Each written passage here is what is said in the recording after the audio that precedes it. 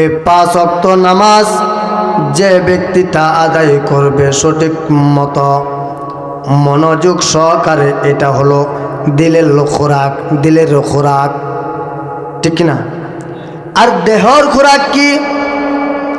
দেহর খোরাক হলো সকাল থেকে সন্ধ্যা পর্যন্ত, রাত্র পর্যন্ত যত পরিশ্রম করে রিজিকের জন্য আমরা তালাশ করতে থাকি।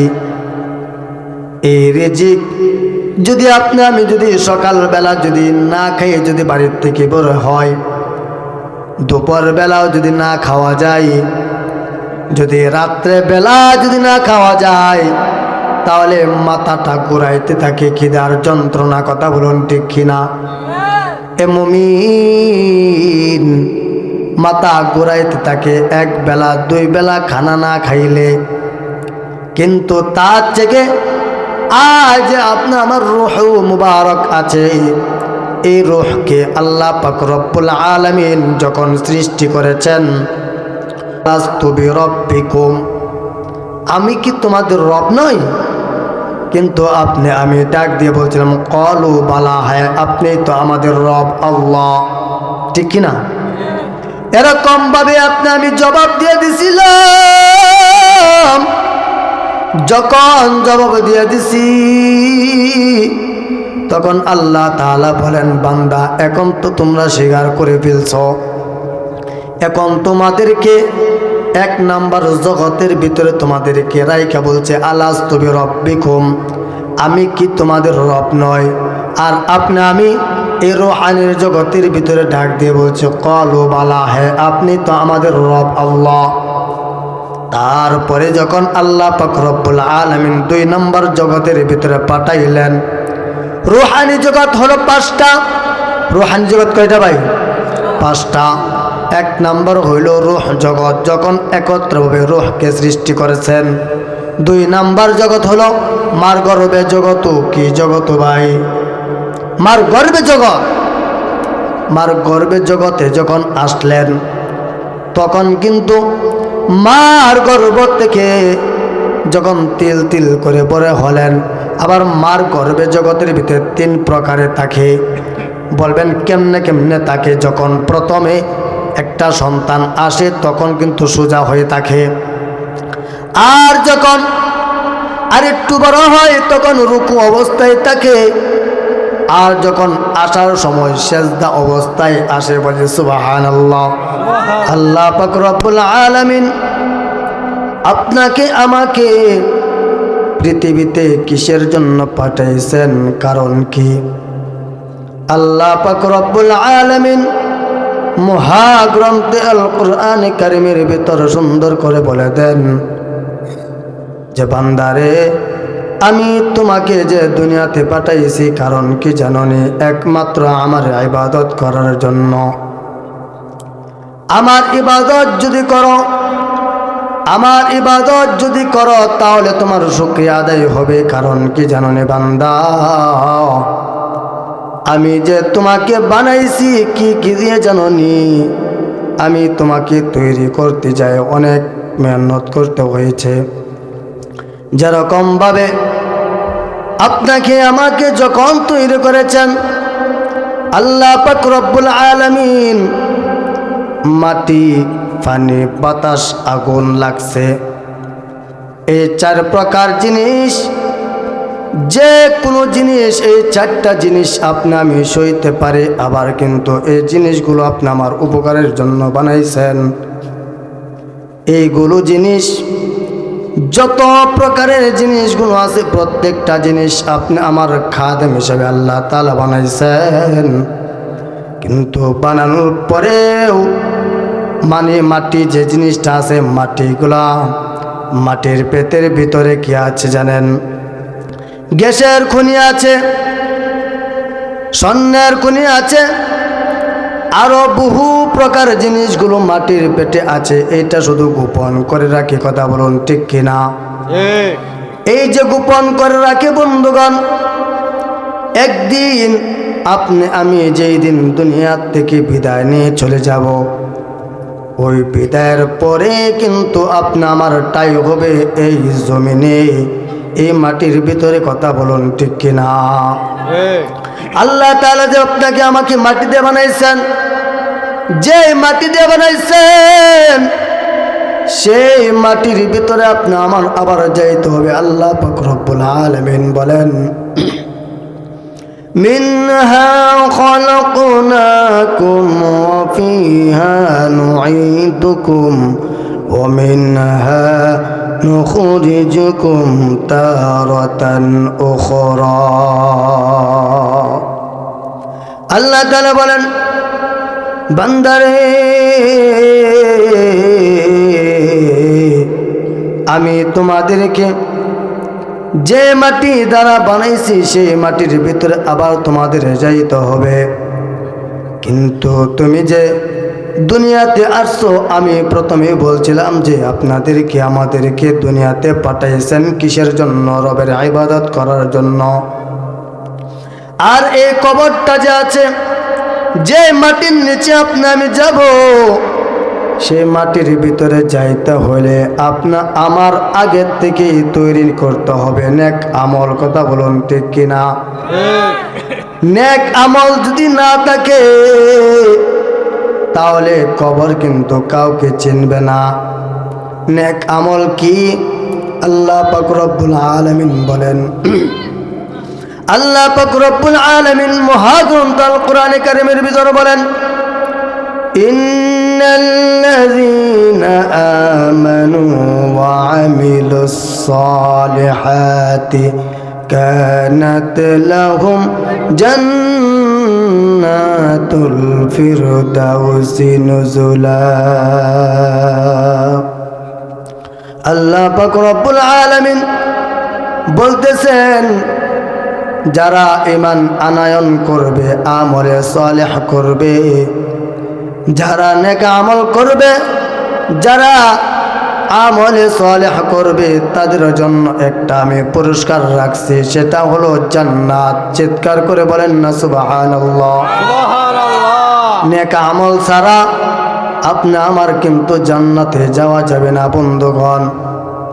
আল্লাহর পয়গম্বর বিশ্বনবী আলাইহিস সালাতু ওয়াস সালাম হাদিস শরীফের ভিতরে বলেন, মিফতাহুল জান্নাতিস সালাহ।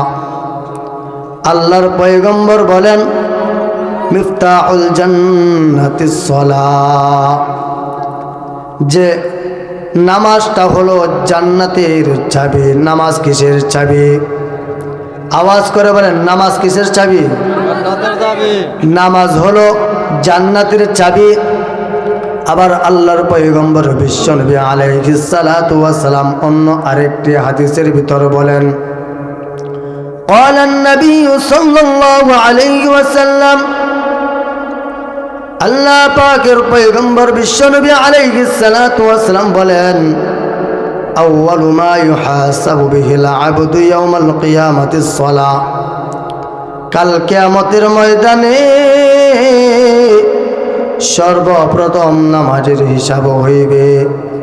এ বন্ধু,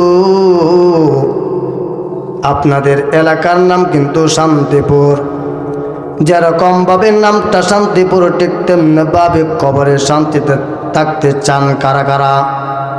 চান তো ইনশাল্লাহ? যদি কবরে শান্তিতে থাকতে চাই তাহলে দুনিয়ার থেকে আপনা আমার নেক আমলের দরকার আছে কি নাই? যদি নেক আমল দরকার হয়, নেক আমল কাকে বলে? নেক আমল একবার যদি আপনি সুবহানাল্লাহ বলেন, এটার দ্বারা আল্লাহ পাক রব্বুল আলামিন বলেন, একবার যে ব্যক্তিটা সুবহানাল্লাহ বলবে, আমি আল্লাহ তার জন্য জান্নাতের ভিতরে একটি বালাখানা তৈরি করে দেব, বলে সুবহানাল্লাহ। শুধু তাই না বন্ধুগণ, একবার যদি সুবহানাল্লাহ বলা যায়, সুবহানাল্লাহর বদলায় আল্লাহ পাক রব্বুল আলামিন জান্নাতের ভিতরে আপনার জন্য যে বালাখানাটা তৈরি করেছেন, এই তৈরি করার পরে আরেকবার সুবহানাল্লাহ বলার কারণে আল্লাহ পাক রব্বুল আলামিন একটি ফল গাছ লাগাই দিবেন, বলি সুবহানাল্লাহ। এই ফল গাছটা কত বড় হবে? কত বড় হবে?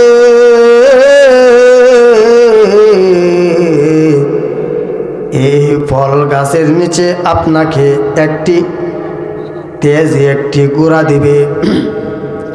যে তেজি একটি গোড়া দিবে, এই গোড়ার ভিতরে আপনি ওটার পরে কমপক্ষে 500 বছর দৌড়াতে থাকবেন। কিন্তু জান্নাতে যে আপনার জন্য একটা ফল গাছ লাগাইছেন, এই ফল গাছের যে নিচের যে ছায়াটা আছে, ডালপালা আছে, আপনি গাছের গোড়ালি থেকে গাছের যে ডালপালা আছে, ফল ফলান্তি আছে, এই গাছের এক মাথা থেকে অপর মাথা পর্যন্ত 500 বছর দৌড়াতে থাকবেন। কিন্তু এক মাথার থেকে অপর মাথা পর্যন্ত আপনি শেষ করতে পারবেন না। বলি সুবহানাল্লাহ। এইগুলাকে বলা হয় নেক আমল। সুবহানাল্লাহ, আলহামদুলিল্লাহ। এইগুলাকে বলা হয় কি ভাই? নেক আমল। আরো আছে নেক আমল। আল্লাহর পয়গম্বর বিশ্বনবী আলাইহিস সালাতু ওয়াস সালাম বলেন যে তোমাদেরকে যে আল্লাহ তাআলা বানাইছেন, যে যে জিনিসগুলা বললাম, এটার ভিতরে একটা আছে আগুন। সে আগুনের কাজ হলো পুরে ছাই বানিয়ে ফেলানো। কথা বলুন ঠিক কিনা? আপনি যদি যতগুলো নেক আমল করবেন, সেই আমলের সাথে থাকতে হবে নেক আমল করতে হবে। নেক আমলটা কেমন হতে হবে? আপনি যদি একটা আমল করলেন, আমল করার পরে আপনি জিনা করেছেন, আপনার আমলে কোনো কাজে লাগবে না। আপনি যে নেক আমলটা করলেন, নেক আমল করার পর আপনি যদি মিথ্যা কথা বলেন, কোনো কাজে আসবে না। কথা বলুন ঠিক কিনা? আপনি যদি বন্ধু সুন্দরভাবে যদি নামাজ পড়তে পারেন, তাহলে পয়গম্বর বলেন যে তুমি যদি নামাজ পড়ো, তাহলে তোমাকে আমি হাতে ধরে আমার সঙ্গে জান্নাতে নিয়ে যাব। জোরে বলি না সুবহানাল্লাহ। আল্লাহর পয়গম্বরের কাছে গরিব এক সাহাবী আসলেন। গরিব একটি সাহাবী আয়েশা বলতেছেন যে আল্লাহর পয়গম্বর, ইসলামের ভিতরে কি কি আছে আমাকে একটু শিখিয়ে দেন। আল্লাহর পয়গম্বর বিশ্বনবী আলাইহিস সালাতু ওয়াস সালাম বলেন, قال النبي صلى الله عليه وسلم بني الإسلام على 5: ألا شهادة أن لا إله إلا الله وأن محمدا عبد الله ورسوله। আল্লাহর পয়গম্বর বলেন, এ সাহাবী, তুমি যে আসছো ইসলাম শেখার জন্য, ইসলাম গ্রহণ করার জন্য, তুমি তো গরিব মানুষ, তুমি বলতেছ যে ইসলামকে তোমার জন্য ছোট করে দেওয়ার জন্য। আমি অনেক মানুষগুলো বলতে থাকি যে ইসলাম পরিপূর্ণভাবে যে মানে, তাহলে দুনিয়ার কোনো কাজ করা যাবে না, বাজার করা যাবে না, হাট বাজার করা যাবে না, আর সংসার করা যাবে না। বিভিন্ন প্রকারের কথা বলতে থাকে। কথা বলুন ঠিক কিনা? না না না, পয়গম্বর আরবি নবী আলাইহিস সালাতু ওয়াস সালাম শিখিয়ে দিয়েছেন যে মানুষ রে, আমি নাই তাই কি হয়েছে, এখন আমার থেকে সাহাবায়ে কেরাম শিখেছে। এরকম ভাবে আস্তে আস্তে আস্তে আস্তে তোমাদের কাছে উলামা ইকরাম পর্যন্ত চলে গেছে। আমি নাই, কিন্তু আমার উলামা ইকরাম আছে। আমার উলামা ইকরামের কাছ থেকে তোমরা শুনবা, আর শুনে শুনে যদি তোমরা আমল করতে পারো, আমলে সালেহ করতে পারো, তাহলে আমি কথা দিলাম হে উম্মত, আমি তোমাদেরকে আমি নিজের হাত ধরে তোমাদেরকে আমার সঙ্গে জান্নাতে নিয়ে যাব। আমার ভাইয়েরা, আমার বন্ধুগণ, ইসলামের ভিতরে কয়টি কাজ রয়েছে? মূলত পয়গম্বর বলেন 5টি কাজ রয়েছে। আর গরিব সাহাবী বলেন, ও আল্লাহর পয়গম্বর, 5টি কাজ কি কি আমি কি মানতে পারবো? হ্যাঁ মানতে পারবা, আগে আমি তোমাকে বলে দেই। বলেন বলেন, দেরি করবেন না পয়গম্বর। পয়গম্বর ডাক দিয়ে বলেন, ও সাহাবী, ও গ্রাম্য সাহাবী, তুমি শুনো, তোমার এই ইসলামের ভিতরে 5টা কোটি রয়েছে, 5টা বিধান রয়েছে। সেইটা হলো 1 নম্বরে হলো কালিমা। 1 নম্বরে কি বলেন? কালিমা। 1 নম্বরে কি বলেন? কালিমা। কালিমার হক যদি তুমি আদায় করো তাহলে তো তুমি মুসলমান হয়ে গেলা। বলেন কেমনে কেমনে কালিমার হক আদায় হবে? ও সাহাবী, তুমি যে এখন পড়ছো আমার সঙ্গে লা ইলাহা ইল্লাল্লাহু মুহাম্মাদুর রাসূলুল্লাহ সাল্লাল্লাহু আলাইহি ওয়াসাল্লাম। হ্যাঁ সাহাবী, তুমি জীবনে একবার যখন তুমি কালিমা গ্রহণ করে ফেলেছ তাহলে তোমার কালিমার হক আদায় হয়ে গেছে। সুবহানাল্লাহ। তাহলে 5টা কাজের ভিতর থেকে 1 নম্বরে কালিমার হক আদায় হয়ে গেছে। একবার তুমি কালিমা পড়ছ, আর তুমি হাটে বাজারে যাবা, যে অবস্থায় থাকো না কেন, তুমি যদি লা ইলাহা ইল্লাল্লাহ লা ইলাহা ইল্লাল্লাহর জিকির করতে থাকো, আল্লাহ তাআলা তোমাকে পুরস্কার দিবেন জান্নাত। আর এই কালিমার হক তোমার আদায় হয়ে গেছে সাহাবী। তাই নাকি? জি। তাহলে 2 নম্বরটা বলেন। তারপরে তুমি এই কালিমা হওয়ার পরে তুমি বলবা লা ইলাহা ইল্লাল্লাহ মুহাম্মাদুর রাসূলুল্লাহ। তোমার স্বীকার করতে হবে আব্দুল্লাহর বেটা মুহাম্মাদুর রাসূলুল্লাহ সাল্লাল্লাহু আলাইহি ওয়াসাল্লামকে শেষ নবী হিসাবে আমাদের মানতে হবে। কথা বলুন ঠিক কিনা? আর যারা আমাদের নবীকে সরকার দো আলম মুহাম্মাদুর রাসূলুল্লাহ সাল্লাল্লাহু আলাইহি ওয়াসাল্লামকে যারা শেষ নবী মানবে না, ওরা হলো কাফের। ওরা কি ভাই? জোরে বলেন, কি তারা? যেরকম ভাবে বাংলার জমিনে এক প্রকার মানুষ আছে, তারা হলো কাদিয়ানির গোষ্ঠী। কথা বলুন ঠিক কিনা? গোলাম আহমদ কাদিয়ানির দল। ওরা নবী দাবি করে বসে থাকে, ওরা কখনো আসে খোদা দাবি করে বসে থাকে। এমন আছে কি নাই? এমন যারা আছে ওদেরকে কিন্তু মানা যাবে না। ওদেরকে যারা মনে করবে যে না ওরা মুসলমান, তাহলে তারাও কাফের হয়ে যাবে। যদি সন্দেহ করে তাহলে তারাও কাফের হয়ে যাবে। কারণ কি জানো? কারণ হলো আমাদেরকে একমাত্র শিক্ষা দিয়েছেন লা ইলাহা ইল্লাল্লাহু মুহাম্মাদুর রাসূলুল্লাহ। আমাদের এক কথায় সাক্ষী দিতে হবে যে আল্লাহ ব্যতীত আর কোন মাবুদ আছে?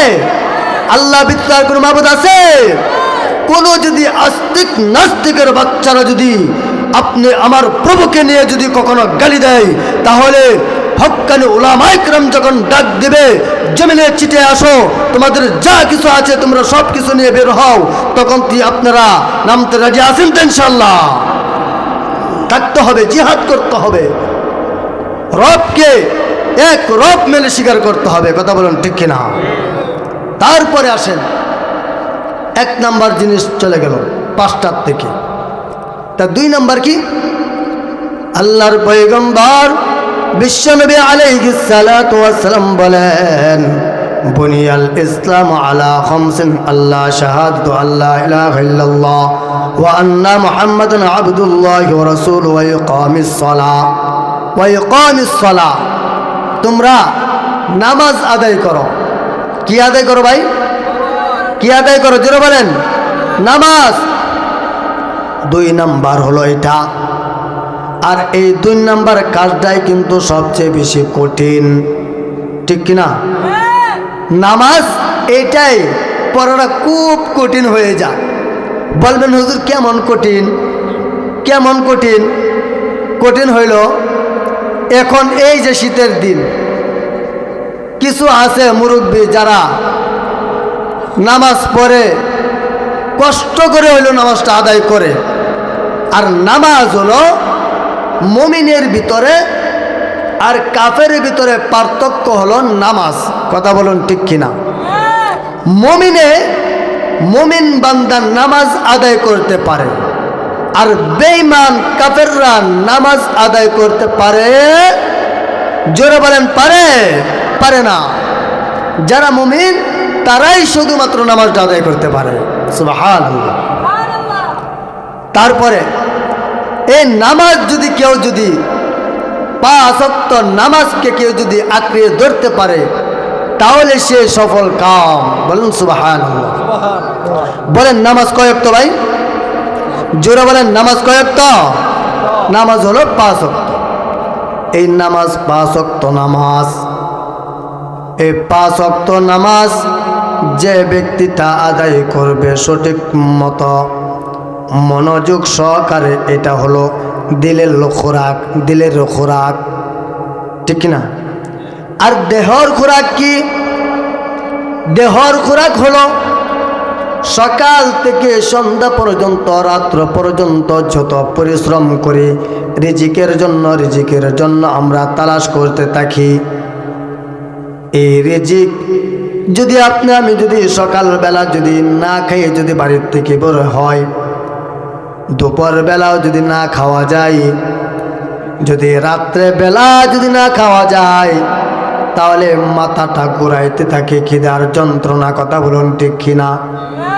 এ মুমিন মাথা ঘুরাইতে থাকে 1 বেলা 2 বেলা খানা না খাইলে।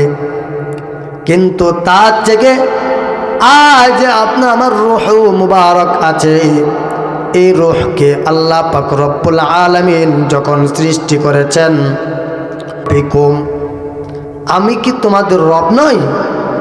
কিন্তু আমি ডাক দিয়ে বলছিলাম ক্বালু বালা, হ্যাঁ আপনি তো আমাদের রব আল্লাহ, ঠিক কিনা? এরকম ভাবে আমি জবাব দিয়ে দিছিলাম। যখন জবাব দিয়ে দিছি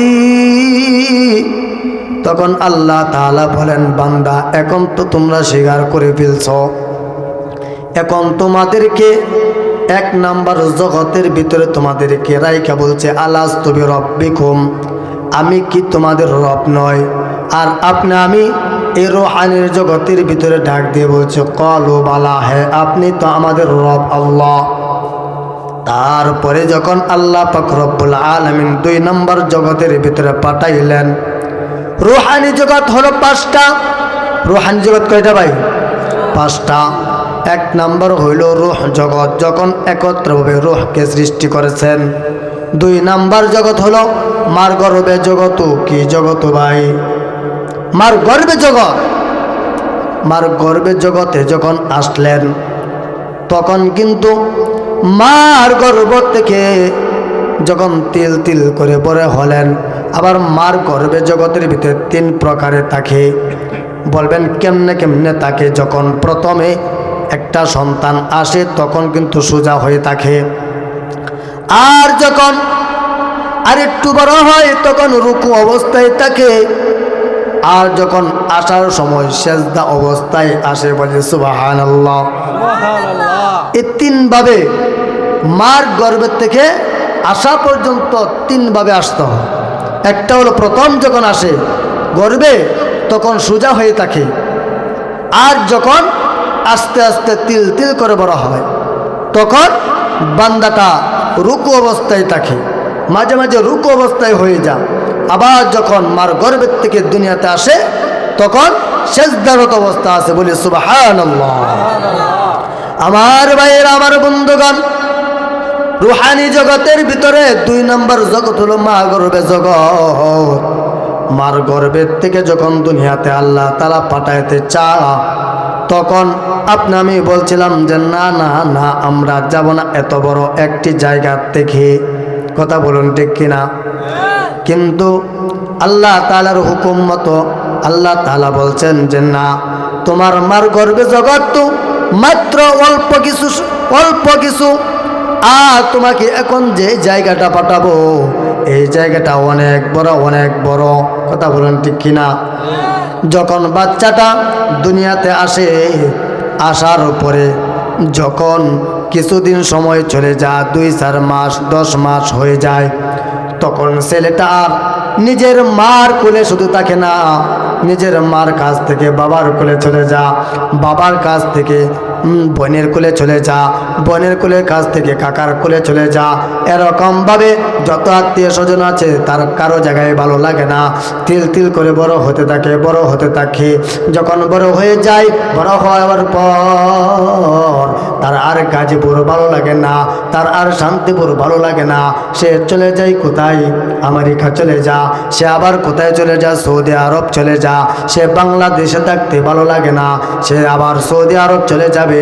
এরকমভাবে দুনিয়াটা ঘুরতে ঘুরতে সেই বান্দাটা একদিন ছোট্ট একটি জায়গার ভিতরে চলে যায়। সেই জায়গাটার নাম কি বলেন?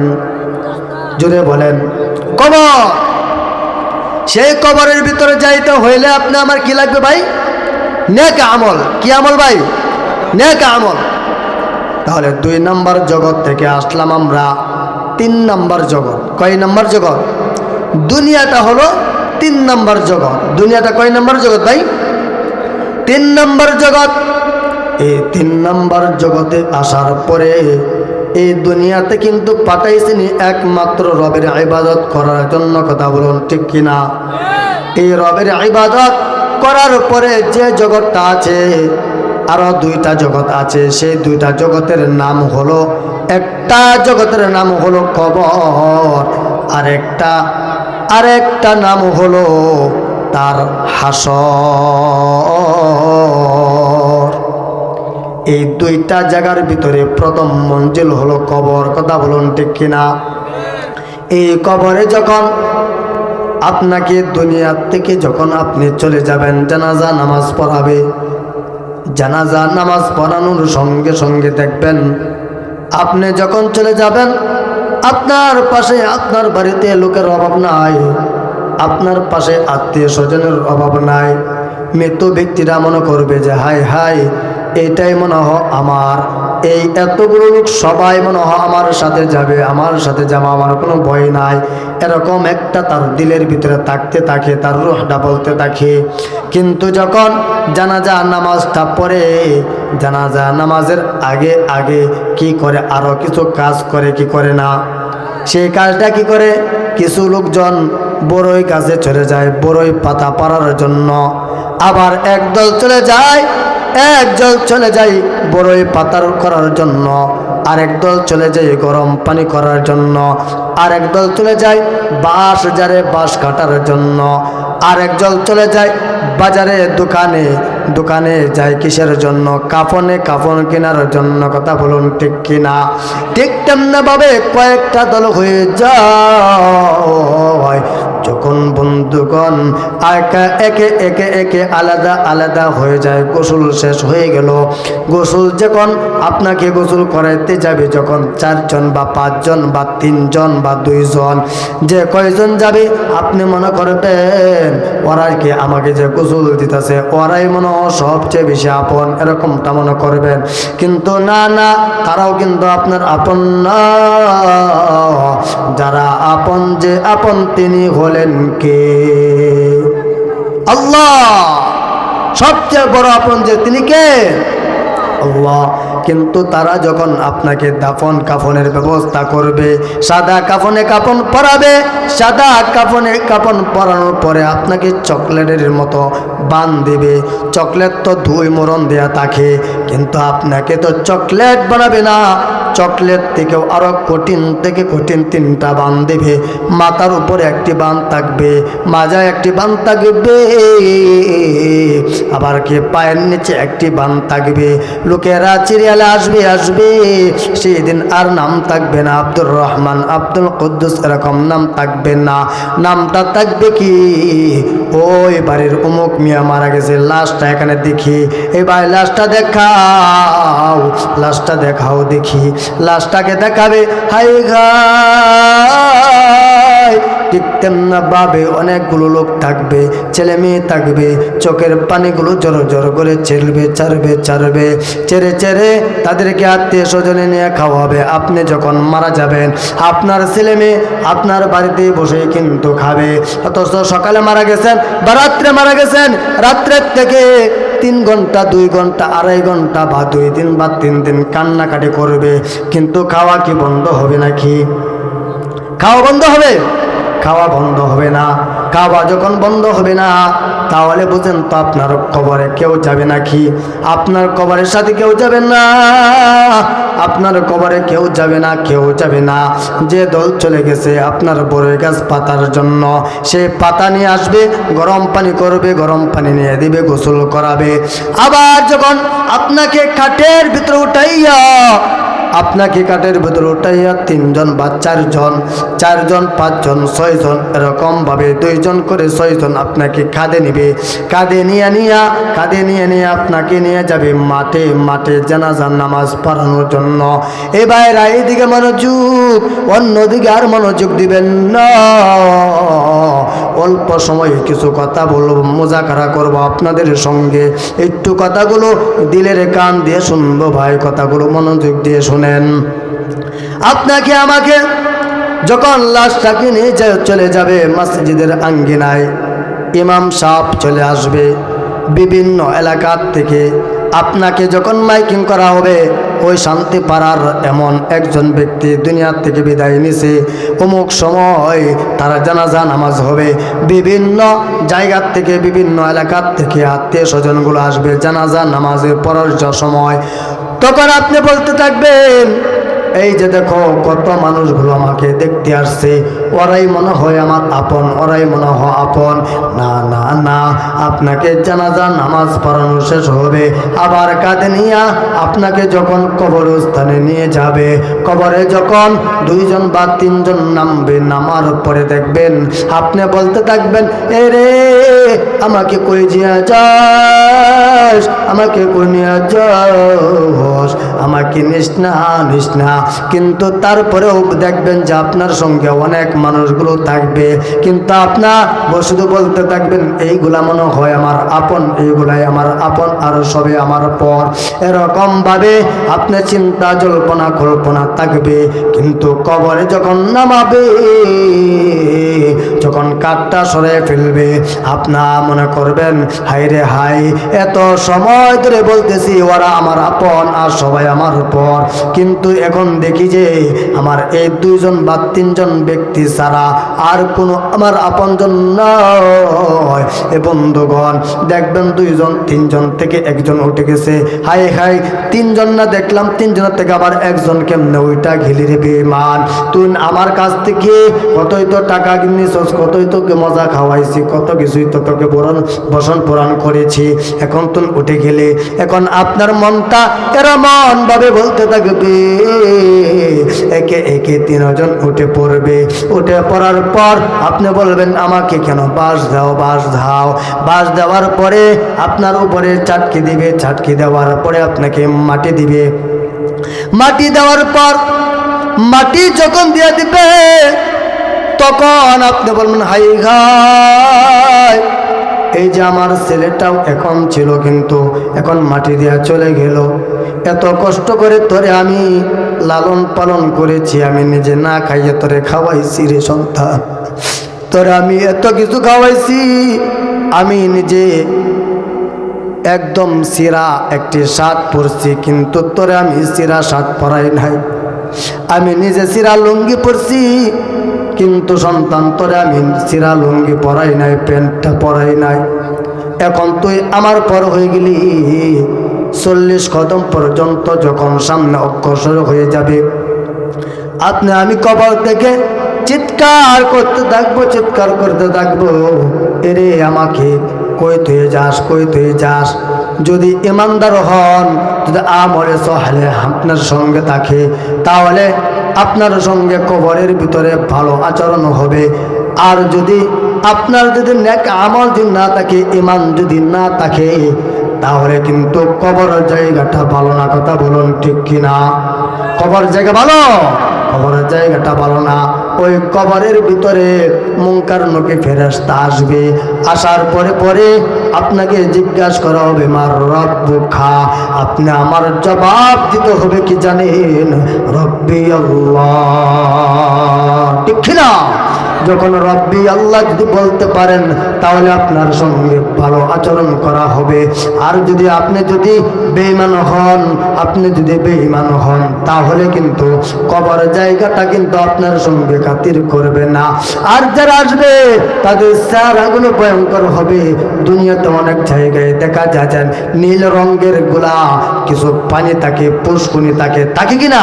থাকে। এরকম চোখ থাকবে, লাল টকটকা চোখ থাকবে, হাতের নখগুলো বিশাল আকারের বড় বড় থাকবে। এরকম ভাবে বিশাল আকারের সাপগুলো আপনার গলায় পেঁচে ধরবে। কবরটা চারদিক থেকে চাপ দিবে। ওই চাপের কারণে আপনার বাজারের হাড্ডিগুলো, এক পাশের হাড্ডিগুলো অন্য পাশে ঢুকে যাবে। কবরটা এত ভয়ঙ্কর। কবর কিন্তু শান্তির জায়গা না, কিন্তু বলা হয়েছে আল মুমিনু তুহফাতুল মাউত। পয়গম্বর বলেন যারা ইমানদার তাদের জন্য মৃত্যু হলো উপহার স্বরূপ। আর যারা ইমানদার হবে দুনিয়াতে যখন তারা ইন্তেকাল করবেন, ইন্তেকালের সময় তাদের সাথে কিন্তু ভালো আচরণ করা হবে। আর যদি বেঈমান হয় তাদের সঙ্গে কিন্তু খারাপ আচরণ করা হবে। কথা বলুন ঠিক কি না? ইমানদার বান্দা, ইমানদারের সামনে যখন মালাকুল মউত আরজাইনা আলাইহিস সালাতু ওয়াস সালাম আসবে তখন কিন্তু জান্নাতের রুমাল নিয়ে আসবে।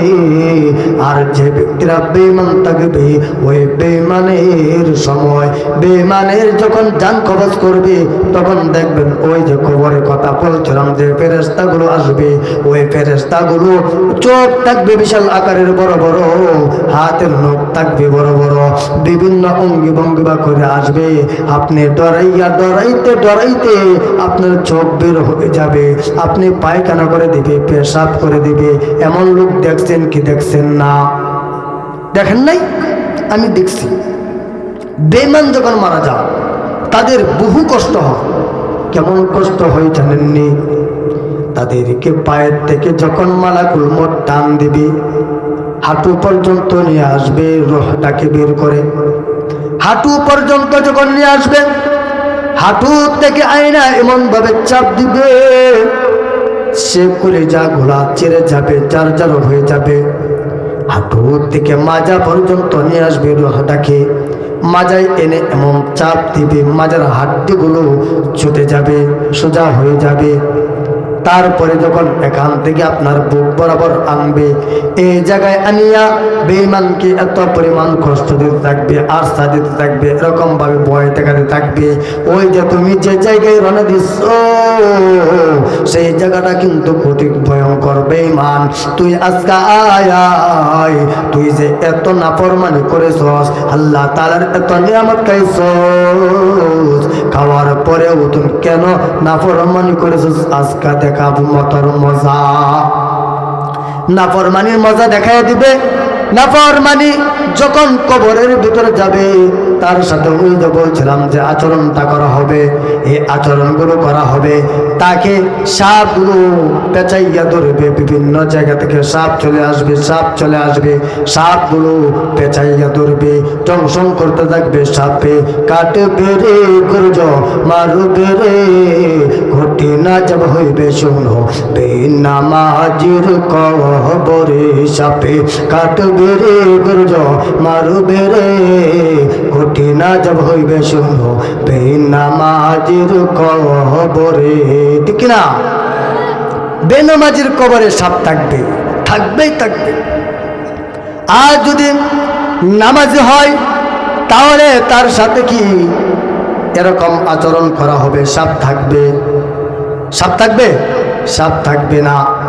তার জন্য দুনিয়ার থেকে যখন কি করবে, সে নামাজ পড়বে, নেক আমল করবে, তখন মালাকুল মউত আরজাইল আলাইহিস সালাতু ওয়াস সালাম জান্নাত থেকে সাদা রুমাল নিয়ে আসবে, আপনাকে সালাম দিবে, আসসালামু আলাইকুম ওয়া রাহমাতুল্লাহ।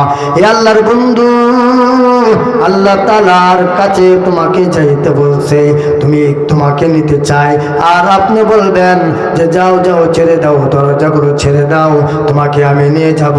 আপনি বলবেন হ্যাঁ আমি যাইতে চাই।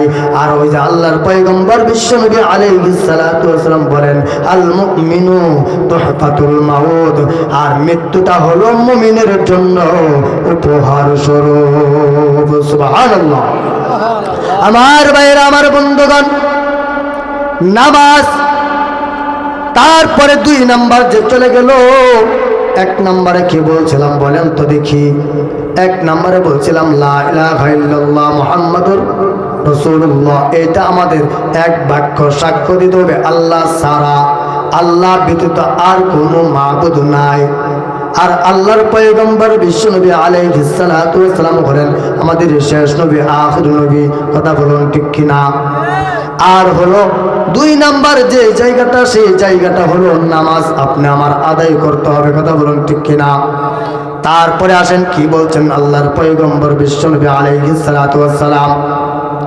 আল্লাহর পয়গম্বর বিশ্বনবী আলাইহিস সালাতু ওয়াস সালাম বলতেছেন বুনিয়াল ইসলামু আলা খামসিন আল্লাহ শাহাদাতু আল্লা ইলাহা ইল্লাল্লাহ ওয়া আন্না মুহাম্মাদান আবদুল্লাহি ওয়া রাসূলুহু ওয়া ইকামিস সালাতি ওয়া ইতাইস যাকাত। তোমরা যাকাত আদায় করো। কি আদায় করো? শুনে বলেন কি আদায় করো? যাকাত। এখন কি যাকাত কি সবার জন্য কি ফরজ নাকি? সবার জন্য যাকাত ফরজ না। ওই যে আল্লাহর পয়গম্বরের কাছে একজন গরিব সাহাবী গেছে, যাওয়ার পরে বলতেছে তুমি কিন্তু জীবনে একবার লা ইলাহা ইল্লাল্লাহ পড়ছো, এই জন্য কিন্তু তোমার কালিমার হক আদায় হয়েছে, আর আল্লাহ তাআলা তোমাকে মাফ করে দিয়েছেন তুমি গরিব হওয়ার কারণে। কি মাফ করে দিয়েছেন? যে তুমি কি যাকাত দিতে পারবা না, তো গরিব, তাহলে আল্লাহ তাআলা তুমি গরিব হওয়ার কারণে তোমাকে মাফ করে দিয়েছে। বলি সুবহানাল্লাহ। গরিব হওয়ার কারণে আল্লাহ তাআলা যাকাত মাফ করে দিয়েছেন।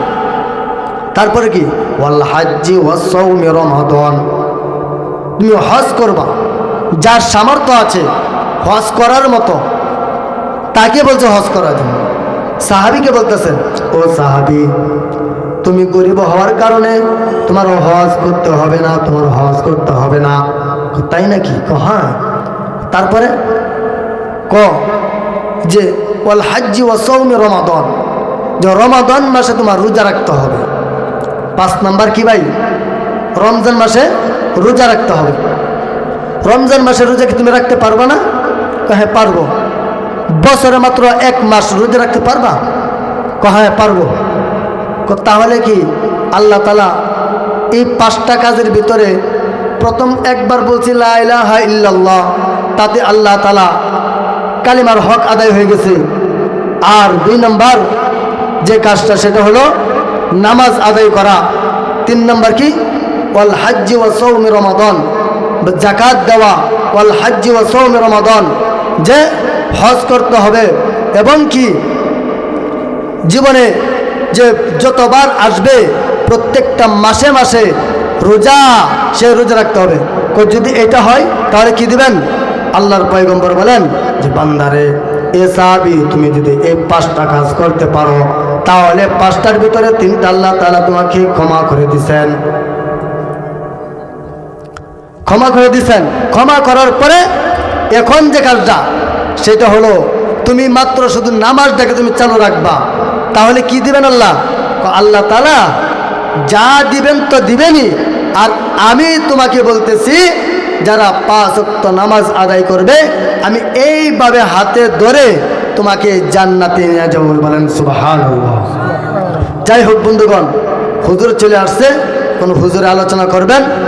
আল্লাহ তাআলা শুননেওয়ালা বলনেওয়ালা প্রত্যেককে